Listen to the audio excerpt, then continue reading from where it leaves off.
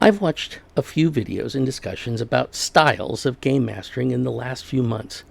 I love a good philosophical discussion about style or methodology or voice.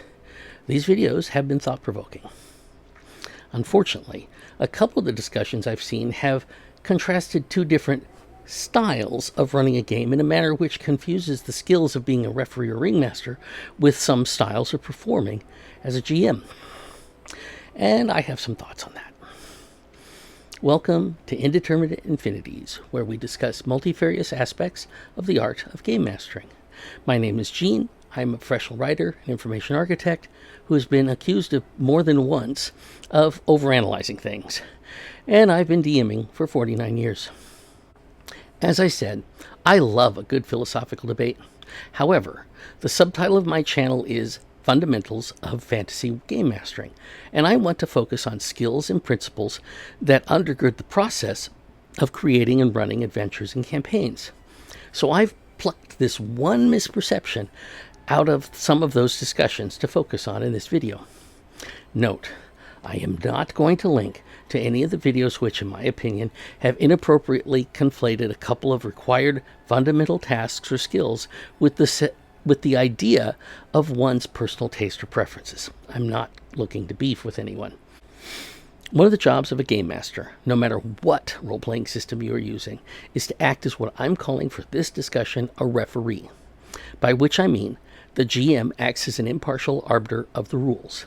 The GM determines how the rules apply to a particular course of action a player or a group of player characters undertake. The GM makes rulings about the situations where there are gaps in the rules, and the GM determines any in-world consequences of the player character actions. When stated this way, it seems so obvious that many people even slightly familiar with role-playing games might say that it goes without saying. We'll come back to that. Another job of every game master, regardless of the game, setting, or supplement being used by a role-playing group, is to act as what I'm going to call a ringmaster. I'm referring here to the person in a traditional circus performance who acts as the master of ceremonies, who introduces the performers, directs the flow of the show from the center ring, guides the audience's attention, and maintains the excitement and pace of the overall performance. In that role, it is the game master's job to describe and embody the setting or the world which the player characters inhabit, to describe and manage specific scenes during each session, to manage and portray villains and extras, to describe the changes in any situation caused by the player character's actions, and to manage the pace of the story which the players are creating through their actions. That last bit seems to be the sticking point for some people, and why they are trying to separate this out as an optional style choice rather than a required skill. They don't like it when people say that playing a role-playing game is a collaborative form of storytelling. They want that to be something which is all right if you're into that sort of thing, but please don't say that it is an inherent, inseparable part of the game. And that is pure balderdash. In a role-playing game, you have a situation where a group of imaginary characters, controlled by a group of real players, are trying to solve a problem. Even if that problem is simply a dungeon crawl, that situation, what the players say their characters are going to do as they proceed, the outcomes of any dice rolls the GM asks for, or whatever mechanic is being used at the table, anything the GM tells them happens as a result, then what the players do next, that is a story. It is a collaborative story. I talk about this a bit more in a couple of my previous videos. I'll put the links in the description. The two particular explanations that caught my attention on this were very clear that the sorts of tasks I am lumping under Ringmaster, describing and embodying the setting, managing scenes in the adventure, portraying villains or monsters, and managing the pace of the collaborative story, are wholly separate from being a referee. Even going so far as to claim that the notions of the game being a collaborative story or the GM being something of a performer are newfangled notions. Old school D&D, they claim, had none of that. Old school D&D, the game master is an arbiter of rules and nothing more. To which I say, poppycock. Folks making that argument are spewing twaddle and codswallop. If you've seen some of my previous videos, you might expect that I am going to read a quote from my own copy of the first edition Advanced Dungeons & Dragons Dungeon Master's Guide, written by Gary Gygax and published in 1979. This book, right here, which has appeared in previous videos. Note how worn out it is and note that I had tabs that I put in back in the day to quickly find certain things. If you went through it, you'd find comments scribbled in many of the margins in my handwriting. But I'm not going to quote from this because it came out in 1979, 5 whole years after the publication of the original Dungeons & Dragons game. And I suspect that some of these folks who seem to be nostalgic for a time period that they are too young to have experienced, the year 1979 might not be old school enough. So I'm going to cite historical information from this excellent book, Playing at the World, Volume 1, The Invention of Dungeons & Dragons by Jon Pederson.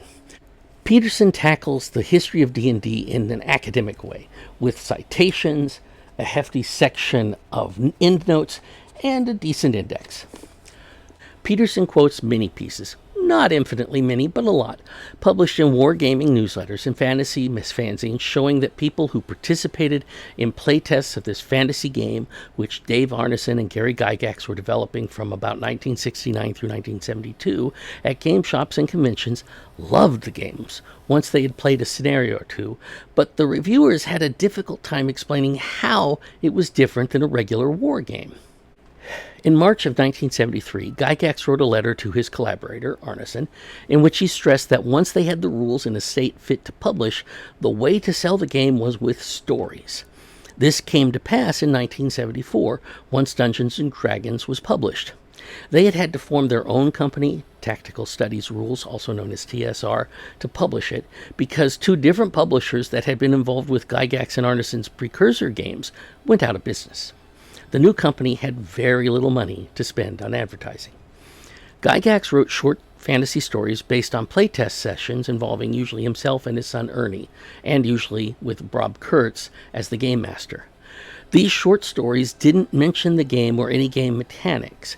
They just told the fantasy story that emerged on the gaming table. Wargaming newsletters and fanzines were often looking for content and were more than willing to publish Gygax's fantasy short stories. They would then charge a very small fee, and sometimes none at all, to run the official TSR advertisement later in the same zine or newsletter. It wasn't just a clever way to stretch their thin budget. What made this the concept of a role-playing game different than those board-based or map-based war games was that each player is acting as a character in a story. Even wargamers who wrote disparaging reviews or accounts of the playtests or demonstrations Gygax, Arneson, and their friends ran before 1974 dismissed it precisely because of this aspect of each player becoming the protagonist of their own story. This is why I called the assertion that the storytelling aspect of role-playing games was not old school, poppycock.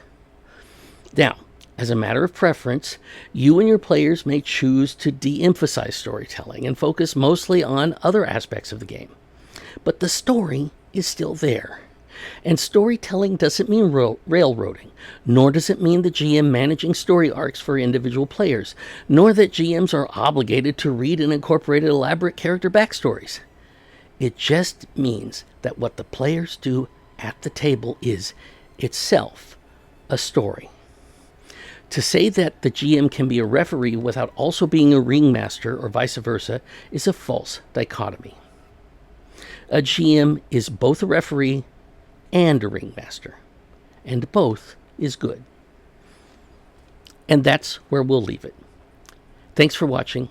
If you enjoyed this video, please click the thumbs up button and or consider sharing. Click subscribe to be notified when new videos are uploaded.